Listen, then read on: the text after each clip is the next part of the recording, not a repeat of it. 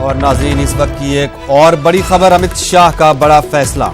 साध्वी प्रज्ञा ठाकुर, अनंत हेगड़े और नलिन कतील के बयान पर अमित शाह का फैसला। तीनों के बयानों को तादेबी कमेटी में भेजा जाएगा। 10 दिनों के अंदर कमेटी अपना रिपोर्ट पेश करेगी।